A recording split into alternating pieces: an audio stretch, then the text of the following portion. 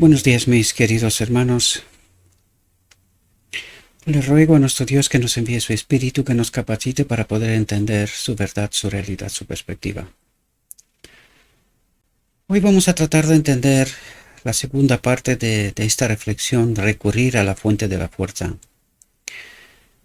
Y en esta ocasión, nuestro Dios tratará de revelarnos, y trata de revelarnos, cómo se manifiesta la presencia de su Espíritu en nosotros. ¿Qué es lo que conseguimos cuando estamos conectados con Cristo, verdad? Y, entre otras cosas, creo que también vamos a entender qué es iglesia, quién es la iglesia y cómo se manifiesta la auténtica iglesia, ¿verdad? Y sobre todo creo que este es el punto que más trata de resaltar, porque en realidad, lo hemos dicho en muchas ocasiones, lo que nuestro Dios trata de hacer es que la iglesia sea como una oasis en el desierto, donde el mundo pueda ver la manifestación de su Espíritu, poder comprender quién es Dios, quién es la ley, cómo se manifiesta, y con conocimiento de causa, ¿verdad? Que todo el mundo tenga esta oportunidad de elegir en conocimiento, con conocimiento, ¿verdad? Vamos a ver qué es lo que nos trata de decir nuestro Dios y a ver si podemos entender qué es este mensaje Cristo nuestra justicia, ¿verdad? En realidad, ¿qué es el mensaje por excelencia con cual nuestro Dios quiere terminar la obra, el conflicto universal? Y dice lo siguiente: y esta es la vida eterna, que te conozcan a ti, que estén unidos a ti, ¿verdad? Único Dios verdadero, el Padre, ¿verdad? Y a Jesucristo a quien has enviado. Dice, el Verbo eterno se hizo carne y habitó entre nosotros. Este tema apagará la incredulidad y, sin embargo, es triste decirlo, Jesús ha sido eliminado de muchos discursos que han sido predicados por los ministros adventistas del séptimo día. Y dice, ¿y por qué? En primer lugar, dice, el Verbo eterno se hizo carne y habitó entre nosotros. Y dice, este tema apagará la incredulidad. Pero ¿qué ocurre? Que nosotros, bajo este engaño magistral del enemigo de Dios, no creemos que Dios se hizo hombre, que Cristo se convirtió de uno igual a Dios a uno igual al hombre. Y nosotros creemos hoy que Él es un Dios en naturaleza. Y esto revela que no entendemos qué pasó en la encarnación, la obra terrenal de Cristo, por qué Él es el modelo, porque esto es lo que trata de destacar, y que en realidad nosotros no entendimos la obra de Cristo. Y por eso viene afirmando lo que está afirmando. Dice, y sin embargo es triste decirlo, Jesús ha sido eliminado de muchos discursos que han sido predicados por los ministros adventistas del séptimo día. Y dice, ¿y por qué? Porque los ministros no tenían a Jesús morando en el corazón por la fe, no estaban revestidos de la justicia de Cristo. ¿Por qué? Porque al presentarse el mensaje Cristo nuestra justicia, os dirijo de nuevo para que veáis que esto es texto de 17 de octubre de 1892, de las señales de los tiempos. Siempre os dejaré el enlace en la descripción para que podáis ir a origen, ¿verdad? Pero estamos en 1892. Y dice, los ministros no han entendido la obra de Cristo porque han rechazado el mensaje final, Cristo nuestra justicia. Que este mensaje final venía a revelarnos precisamente lo que trata de revelarnos en estas reflexiones, pero no solamente. Esta es la obra de este ministerio en realidad, revelar precisamente este mensaje y desde el inicio empezamos precisamente a revelar qué pasó para que estemos donde estamos hoy, faltándonos precisamente esta comprensión, ¿verdad?, de este mensaje y toda su dimensión, toda su profundidad. Y dice, ¿por qué? Porque los ministros no tenían a Jesús morando en el corazón por la fe, no estaban revestidos de la justicia de Cristo. ¿Por qué? Porque rechazaron el mensaje. Por lo tanto, el Espíritu de Cristo se retiró y no tienen a Cristo en su corazón. Eso es lo que declara, ¿verdad? Dice, Jesús no podía guiarlos junto a las aguas tranquilas y a los verdes pastos de su incomparable amor, de su incomparable espíritu, ¿verdad? Porque no querrían ser guiados. ¿Por qué dice esto? Porque rechazaron el mensaje, ¿verdad? Cristo se reveló a sí mismo a través del mensaje Cristo nuestra justicia, que es el mensaje por excelencia, es el mensaje del tercer ángel, ¿verdad? Y que este mensaje ha de ser proclamado al mundo. Al rechazarlo, dice, no querían ser guiados, ¿verdad? No tenían el amor de Jesús en sus corazones. Y es el amor de Jesús el que como una cadena de oro, fijaos lo que dice, lo que trata de decirnos aquí es, ¿qué es la iglesia y de quién es la iglesia? Es decir, ¿qué es lo que hace que la iglesia sea iglesia? La verdadera iglesia, ¿verdad? Y fijaos lo que nos dice aquí. Dice, y es el amor de Jesús, el Espíritu de Jesús, el que como una cadena de oro une nuestros corazones, nuestras mentes, en la más tierna simpatía con la humanidad y nos lleva a la completa unidad con cada alma que cree. ¿No es esa la iglesia? ¿No debería de ser esta la iglesia? ¿Y entendéis lo que une la iglesia? Es precisamente el Espíritu de Cristo en cada uno que pertenece, que cree, ¿verdad?, que es parte de la iglesia. Y ahora vendrá a revelarnos precisamente cómo se manifiesta cuando la presencia de Cristo está en este templo, ¿verdad? ¿Cómo se manifiesta?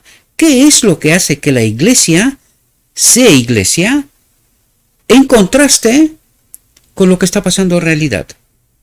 Deberíamos de entender esta perspectiva que Dios trata de presentarnos.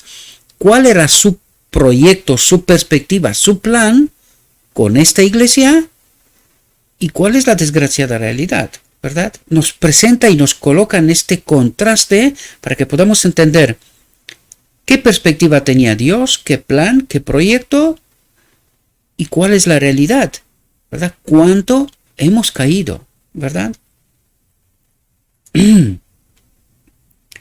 Dice, el Espíritu de Jesús en mi corazón reconocerá a Jesús en los corazones de mis hermanos y hermanas.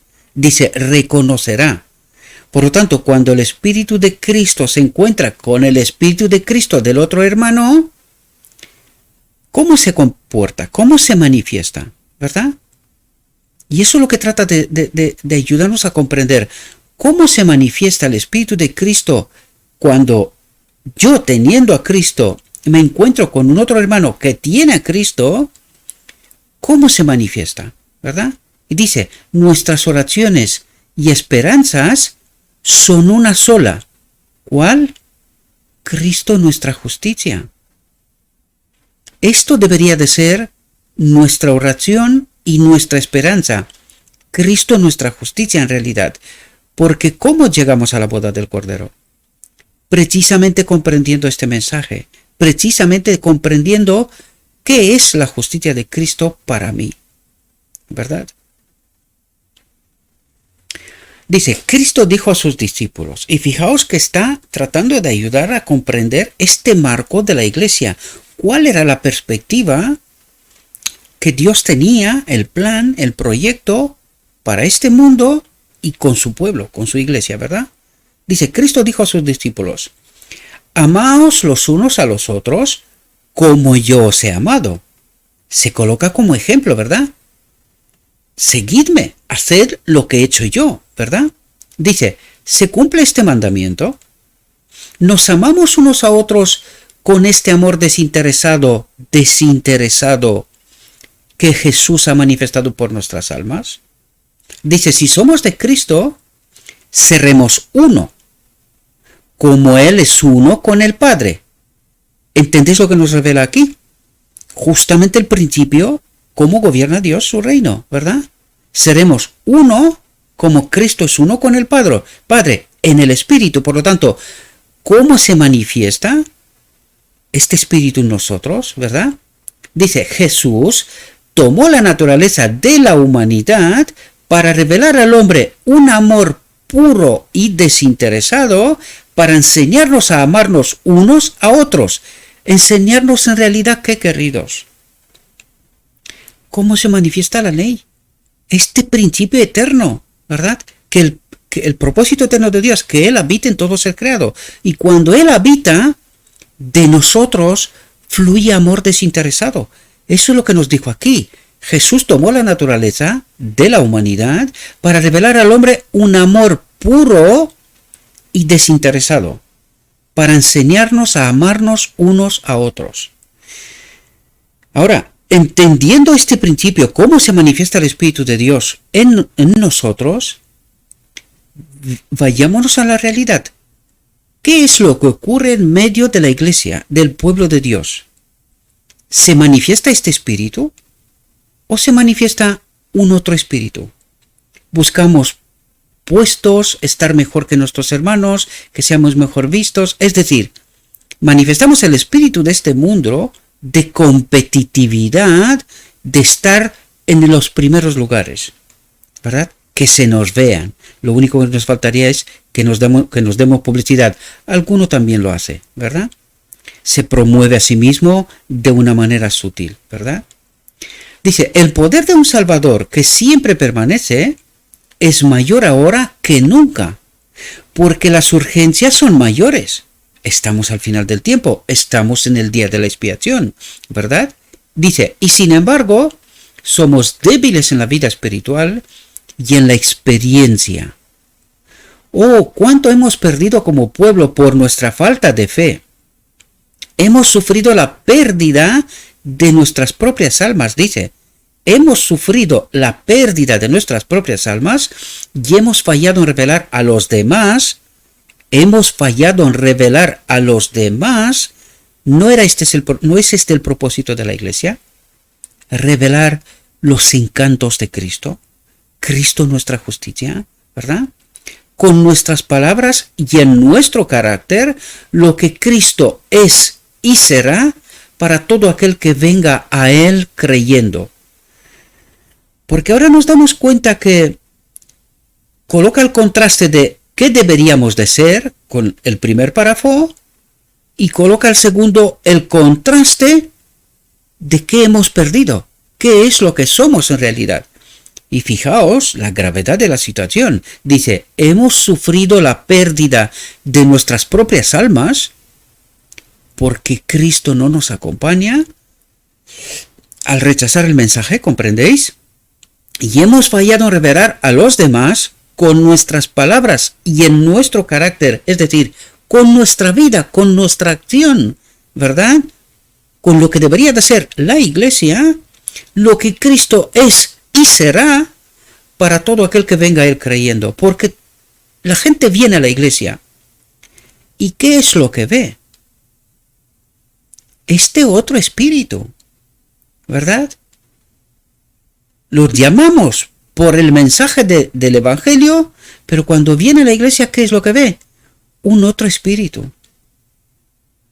Y dice, no nos hemos salvado ni nosotros porque hemos sufrido la pérdida de nuestras propias almas al estar desprovistos del Espíritu, pero no solamente esto, sino que le hemos quitado la posibilidad a cualquier otro que pueda ver en medio de nosotros y en nosotros la manifestación de la ley, la manifestación del Espíritu, a Cristo mismo, ¿verdad? Dice, Él es hecho para nosotros. Y fijaos lo que nos revela. ¿Qué es Él para nosotros? Y es lo que os digo una y otra vez siempre. Él lo es todo. Sin Él estamos muertos. Y es exactamente lo que está ocurriendo en medio del pueblo de Dios. Él es hecho para nosotros sabiduría, justicia, santificación y redención. ¿Qué falta de aquí? ¿Qué sobra de aquí? Lo es todo, queridos. Y hasta que no entendemos que Cristo para mí lo es todo, todo, no se puede revelar, Cristo no se puede manifestar en nosotros hasta que no nos sometemos a este amor, ¿verdad? A este espíritu que es sabiduría, justicia, santificación y redención. Es decir, la manifestación de Cristo en términos absolutos. Esta debería de ser su iglesia, ¿verdad? Que a través de nosotros se revele el amor de Dios, su ley, su espíritu, ¿verdad? Y que todos quisiéramos estar en esta iglesia, ¿verdad? En este reino. Dice, dar gloria a Dios es revelar su carácter en el nuestro. ¿Qué es la ley? La expresión del carácter de Dios, ¿verdad? ¿Y qué nos dice? Dar gloria a Dios es revelar su carácter en el nuestro. ¿Y cómo se puede hacer esto? A través del Espíritu, ¿verdad? Dice, y así darlo a conocer. Vidas transformadas, vidas santificadas, ¿verdad? Y de cualquier manera que demos a conocer al Padre o al Hijo, glorificamos a Dios, porque su Espíritu está aquí. ¿Comprendemos? Y esto se ve, sin más, de manera natural, ¿verdad? Eso es lo que trata de explicarnos. Dice, hoy en día se tiene una visión falsa de Dios y por tanto de Cristo. Y en verdad es así, mis queridos hermanos, porque la confusión es tremenda, es tremenda. Otro día vi a alguien que supuestamente presenta la verdad, tratando de convencer que Dios sí mata. Y digo, ¿y este hombre está conectado con el Espíritu de Cristo? Imaginémonos por un momento que viviríamos en el reino de Dios. Y Dios nos cuenta que Él es el amor en términos absolutos. Y de repente vemos que este Dios, que se declara amor, la vida, mata. ¿Qué diríamos? Nos pegaríamos un susto de muerte, ¿verdad? De repente se derrumba todo, toda la confianza. Y nosotros hoy, bajo este espíritu engañador, utilizando partes de la verdad, sin entender el conjunto del Evangelio, tratamos de decir que nuestro Dios mata. ¡Qué absurdo! ¡Qué locura! ¿Y quieres estar en un reino así? ¿Con un Dios caprichoso? ¿Por qué no piensas, pobre hombre desgraciado? ¿Por qué no piensas? Y sobre todo, ¿cómo te atreves a hablar de Dios? El Dios de amor, que fue dispuesto a entregar a su propio Hijo para rescatarme a mí y a ti, y tú estás diciendo que Dios mata, el Dios de vida. Querido, no has entendido el Evangelio. No entiendes el Evangelio. Para en decir tonterías. Trata de entender bien el Evangelio. Asegúrate antes de decir barbaridades. Si no estás seguro, calla y aprende. Y cuando lo tienes claro, abre la boca, querido. Pero no digas estupideces. Nuestro Dios es un Dios de amor en términos absolutos y la muerte no entra en su carácter. No entendiste ni lo elemental, los 10 mandamientos que son el reflejo del carácter de Dios. Y dentro de estos 10 mandamientos dice, no matarás. ¿Esto es parte del carácter de Dios o no? Necesitamos conocer a Cristo, queridos. Necesitamos conocer a Dios. Y no hablemos lo que no sabemos, queridos. No nos presentemos como maestros cuando no sabemos. Si no sabes, no pasa nada. Tómate tiempo y aprende. Asegúrate de lo que cuentas. Pero no digas estupideces. Porque Dios no mata. En términos absolutos, somos nosotros los que nos desconectamos de la fuente de vida. No es Él. Jamás. ¿Cómo puede un Dios que entrega a su Hijo para pagar el precio por mi pecado matar? ¿Cómo puede ser? Esto es incompatible.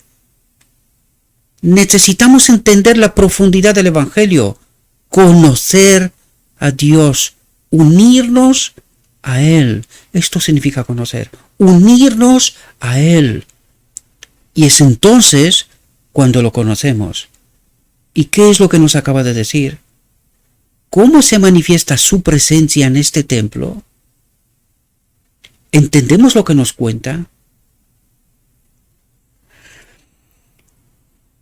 Dice, bien podemos ofrecer la oración de Moisés, muéstrame tu gloria, muéstrame tu espíritu, ¿verdad? ¿Qué respondió el Señor? Haré que toda mi bondad pase ante ti. Dios podría haber contestado a Moisés, ¿por qué haces esta pregunta? ¿No te he revelado mi gloria en la liberación de mi pueblo de la esclavitud egipcia? ¿No te libré con el brazo derecho de mi poder y te conduje calzados en seco por el medio del mar rojo? ¿No revelé mi gloria al daros el pan del cielo? ¿No os he sacado agua de la roca de piedra? ¿No has contemplado mi gloria en la columna de fuego de noche y en la nube de día? ¿Qué Dios es este, queridos? ¿Conocemos nosotros a este Dios? Ay, queridos, espero que tengamos la capacidad de reflexionar, de entender, de cambiar, porque nosotros estamos contando sobre un Dios extraño y no de este Dios que se somete a este Moisés, que no pide más que conocerle a Él. Y Dios se revela. Eso es lo que está diciendo. Me revelo a ti. Quiero que sepas quién soy yo. ¿Entendemos? Moisés podría haber respondido que todo esto solo encendía su deseo de mayores manifestaciones del poder de Dios. El Señor concedió la oración de Moisés y desea respondernos de la misma manera. ¿Entendéis, queridos?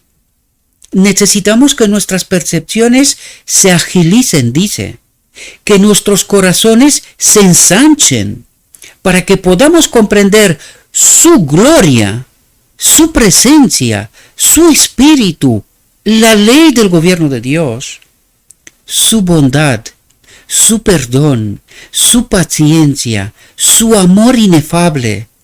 ¿Dónde entra aquí un Dios asesino? Un Dios que mata. ¿Dónde cabe aquí, queridos? Necesitamos entender, conocer a nuestro Dios, antes de decir estupideces. Y siento de mi alma que tengo que decir esto, pero queridos, ¿sabemos de quién hablamos? ¿Que nos atrevemos a decir las barbaridades que decimos? ¿Conocemos nosotros a este Dios? Desde luego que no, queridos. Desde luego que no. Por eso nos atrevemos a decir las barbaridades que decimos.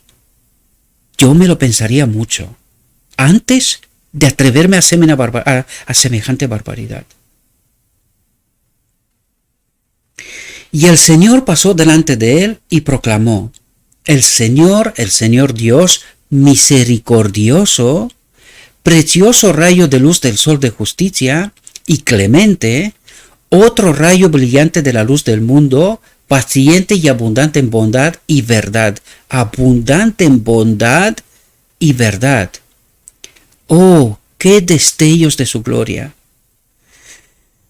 Queridos, necesitamos conocer a este Dios, la presencia de su Espíritu. A este Dios necesitamos conocer y no a un otro Dios. guardando misericordia para miles, perdonando la iniquidad y la transgresión y el pecado. Este es mi Dios. Este es mi Dios de amor. No un Dios asesino que mata. No. No, este no es nuestro Dios, queridos. Despertemos. Reúne todos estos preciosos rayos y habla de ellos. Arroja su luz sobre el camino del que camina en las tinieblas. Mirad a Cristo, contemplad la atractiva belleza de su carácter, y al contemplarlo os cambiaréis a su semejanza. ¿Entendemos a lo que nos invita Dios? ¿Queremos ser como Cristo? ¿Queremos que en nosotros habite la plenitud de su espíritu? Pues a esto nos invita, queridos, y no un Dios que mata, inmisericordioso, sin clemencia. Queridos, necesitamos conocer a este Dios. Su espíritu es nuestra mayor necesidad. La niebla que se interpone entre Cristo y el alma se desvanecerá cuando por fe miremos más allá de la sombra infernal de Satanás, queridos. Porque el enemigo de Dios trata de pervertir el carácter de Dios, presentarnos un Dios asesino, un Dios que mata, inmisericordioso. ¿Y quién es este Dios? Este mismo, su enemigo. A él se nos presenta. El que convierte y pervierte constantemente la verdad y el carácter de Dios.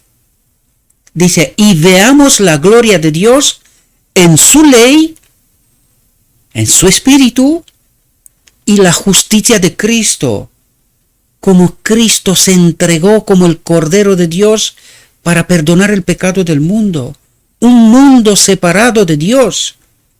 Y Dios se entrega a sí mismo para salvarme a mí y a ti, querido. ¿Cómo me atrevo yo a decir que este Dios mata? Esto solo demuestra que no le conozco. No le conozco. Por eso me atrevo, bajo la inspiración de esta sombra infernal de Satanás, a declarar un carácter falso de Dios. Un Dios que mata, inmisericordioso. No entendemos, no conocemos a Dios, queridos. Paremos de decir estas barbaridades. Conozcamos primero a Dios y luego hablemos, queridos. Luego hablemos, pero no presenten al mundo un Dios con un carácter de Satanás. Por favor. Satanás trata de ocultar a Jesús de nuestra vista. Y esto ha tratado de hacer en toda la historia, cambiándolo y pervirtiéndolo todo, para que el hombre no conozca a Jesús, que no conozca a Jesús. Su espíritu en nosotros, nuestra mayor necesidad, el todo lo que yo necesito. Satanás trata de ocultar a Jesús de nuestra vista, de eclipsar su luz, su espíritu. Porque cuando tenemos siquiera una visión de su gloria, nos sentimos atraídos por él. Y esta es la experiencia que necesitamos, queridos, que seamos tocados por esta luz, por este Jesús, que se entregó a sí mismo por mi pecado. Él no hizo nada mal. Sin embargo, se entregó a sí mismo por mi pecado. Este es mi Dios. Este es el Dios de amor. Este es el Dios perdonador y de misericordia. A este Dios hemos de presentar al mundo, no un Dios caprichoso que mata, inmisericordioso, presentando el carácter del enemigo de Dios, diciendo que es el carácter de Dios. Queridos, despertemos antes que sea demasiado tarde. El pecado oculta a nuestra vista los incomparables encantos de Jesús. El pecado, separación de Dios. El pecado oculta a nuestra vista los incomparables encantos de Jesús, los prejuicios, el egoísmo, la justicia propia y la pasión ciegan nuestros ojos de modo que no discernimos los encantos de Jesús, a nuestro Salvador. No lo conocemos porque nuestra justicia propia, nuestra vanidad, presentando al mundo a Dios, creyendo conocerlo y presentándolo con un carácter de Satanás. No conocemos a este Dios, queridos. Nosotros no conocemos al Dios del Evangelio mientras no entendemos su carácter. ¿Quién es nuestro Salvador? Oh, si por la fe nos acercáramos a Dios, Él nos revelaría su gloria, su espíritu, que es su carácter, y la alabanza de Dios fluiría de los corazones humanos y sería sonada por voces humanas, porque cuando estás tocado por la gloria de Dios, por el Espíritu de Dios, por los encantos de Jesús, solo puedes alabarlo, solo puedes amarlo y no te puedes callar. No te puedes callar. Proclamas a cuatro vientos a este Jesús. El amor perdonador, el amor salvador, que se sacrifica por otros. Entonces dejaríamos para siempre de dar gloria a Satanás, pecando contra Dios y hablando de duda e incredulidad. Ya no tropezaríamos refunfuñando y lamentándonos y cubriendo el altar de Dios con nuestras lágrimas. Si contempláramos a Jesús, creyendo en sus palabras, reflejaríamos la imagen de aquel que nos llamó de las tinieblas a su luz maravillosa, y qué ola de gloria fluiría de la tierra al cielo. Pero no conocemos a este Jesús. Por eso no se refleja la gloria de Dios en nosotros, porque estamos desprovistos del Espíritu. Si estaríamos conectados con el Espíritu, ¡oh! ¡Qué ola de gloria fluiría de la tierra al cielo! Pero de momento no conocemos a este Jesús, y Él es nuestra mayor necesidad. La palabra de Dios debe ser exaltada con la pluma y la voz. No la descuidéis. Es la mayor locura mantener fuera de la vista el maná por el que el mundo está hambriento. ¿Qué nos dice, queridos? Hemos de revelar a nuestro Dios a un mundo que está hambriento. Pero ¿cuál es la mayor desgracia? Que ni siquiera su profeso pueblo conoce a este Dios. Por eso proclama al mundo un Dios con el carácter del enemigo, porque no conocemos a este Dios. No es el plan de Dios que su palabra ocupe un lugar secundario en nuestro sistema de educación. Creemos que la palabra de Dios sea nuestra guía, es nuestra luz. Sin sus rayos divinos andamos a tientas en la oscuridad. Su estudio proporciona una disciplina que fortalece, eleva y enriquece el alma. Nos capacita para todas las buenas obras y nos guía hacia empresas seguras y elevadas. Es la sabiduría de Dios. Su palabra es la sabiduría de Dios. ¿Qué significa esto? Que nuestro Dios no retiene nada, lo da todo por sus hijos que se han perdido, que se han separado de Él. Este es nuestro Dios, el que se revela al hombre, el que se entrega a sí mismo a través de su Espíritu para que el hombre experimente los encantos de Jesús, la gloria de Dios. El Espíritu Santo se da a todos los que escuchan su voz.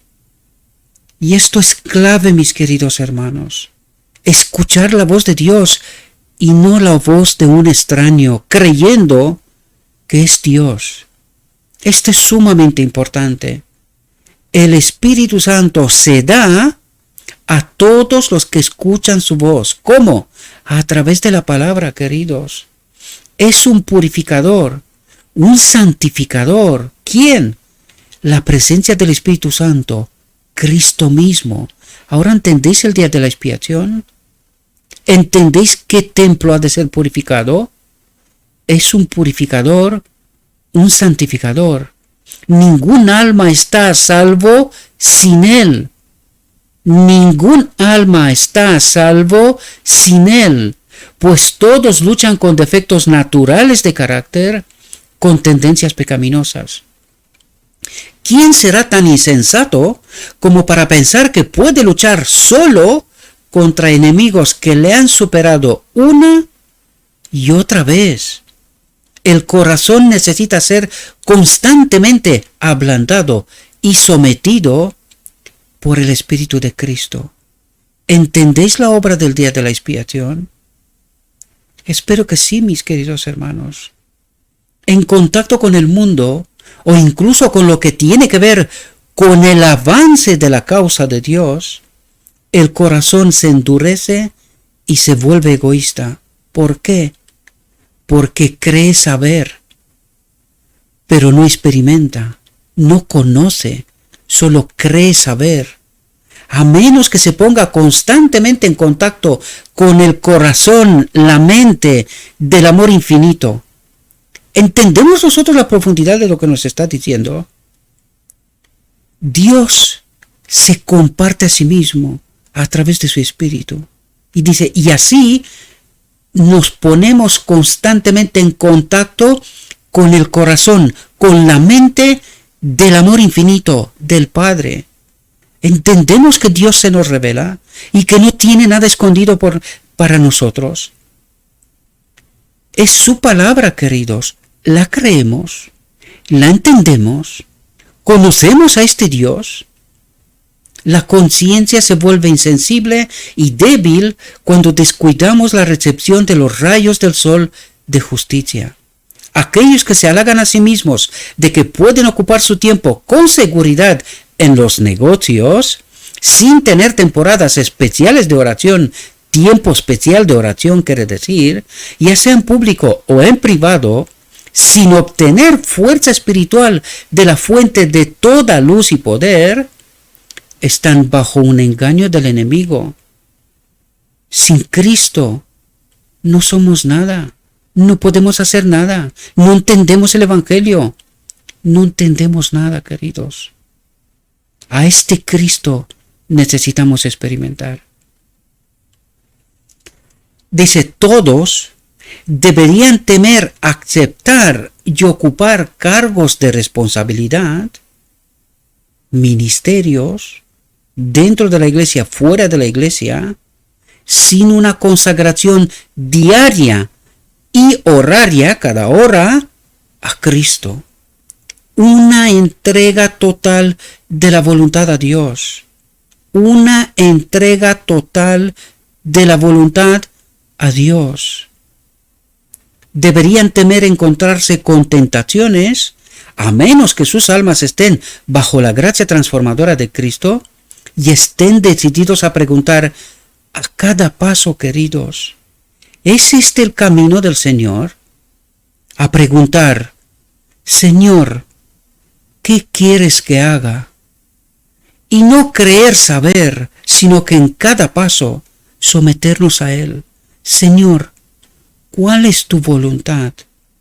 ¿Cuál es tu voluntad? Porque sin ti no quiero ir a ninguna parte. Espero, mis queridos hermanos, que podamos entender cómo se manifiesta la ley de Dios. Espero que podamos entender quién es nuestro Dios en verdad. Espero que podamos entender quién es la iglesia, qué es la iglesia, y que no permanezcamos en la confusión, queridos hermanos. Despertemos. Estamos a la hora 11. Despertemos del sueño. Cristo viene. Todo está preparado. Venid, venid a la boda del Cordero. Le ruego a nuestro Dios, mis queridos hermanos, que nos envíe su Espíritu que nos capacite, que podamos entender y conocer a este Dios amoroso, misericordioso, perdonador, que se comparte a sí mismo, que se revela a sí mismo, a sus hijos, a sus seres creados. Y a este Dios hemos de proclamar al mundo. Él lo es todo para nosotros. Sin Él no somos nada. Os deseo, mis queridos hermanos, que tengáis un próspero día y que en todo lo que os he dicho os lo he dicho en nombre de Cristo Jesús. Amén.